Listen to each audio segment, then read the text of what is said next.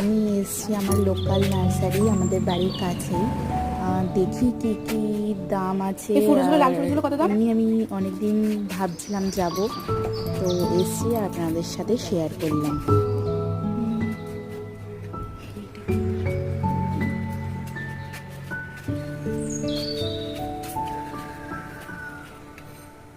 ইঞ্চি গাছ, সাদা